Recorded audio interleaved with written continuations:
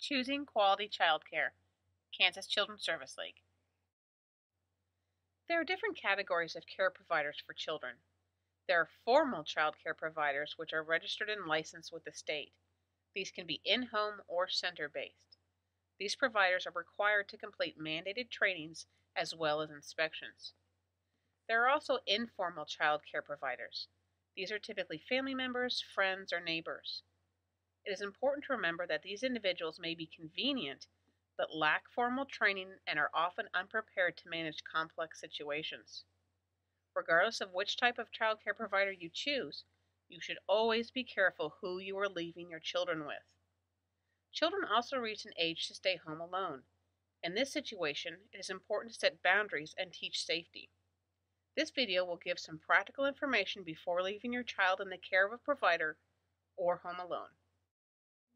Individuals who interact with our children on a regular basis are not always prepared to handle frustrating situations that occur in children at different levels of development. This can be anything from an infant's inconsolable crying, a potty-trained toddler having an accident, to an older child being defiant.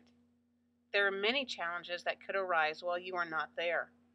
It is extremely important to evaluate those who will be taking care of your child while you are not there.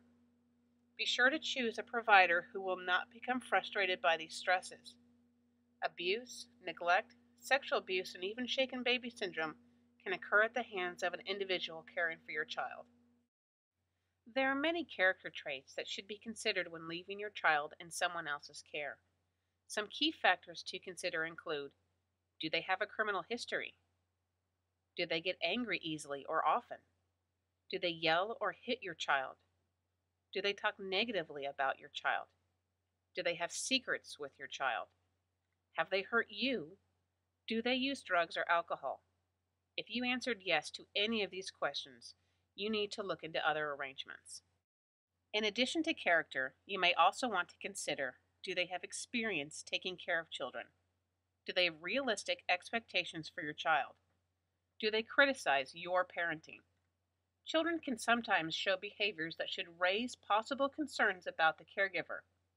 Does the child cry, protest, complain, or make excuses to not be left alone with the caregiver? Does the child cry when he has to go with the caregiver? Does the child act fearful, nervous, or anxious around the caregiver?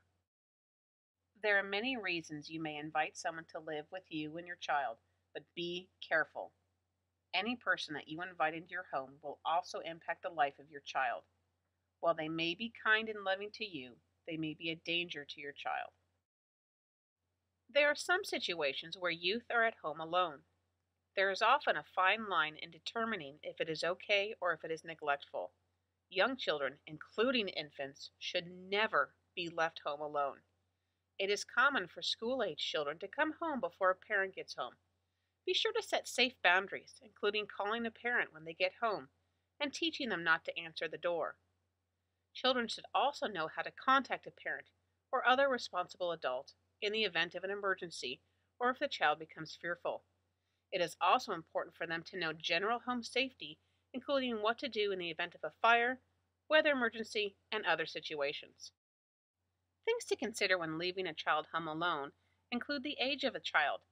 Young children, 0 to 6, should never be left alone even for short periods of time. School-age children, if left alone, should only be left alone for very short periods. Older children, 10 and older depending on maturity, can probably be left for somewhat longer periods of time. How long is based on the age categories defined above, and is generally acceptable for a school-age child to be home alone for a short period of time until parents get home from work or a few minutes to run to the store. Again, this is often a very fine line in determining what is acceptable or neglectful. It is not acceptable to leave a child home alone overnight. Additional factors to consider include a child's fear and behavior without the parent. Is the child afraid to be alone? How does the child behave when you're not around? Youth as caregivers. If an older adolescent child is left home to care for younger siblings, examine the responsibilities that are asked of the youth.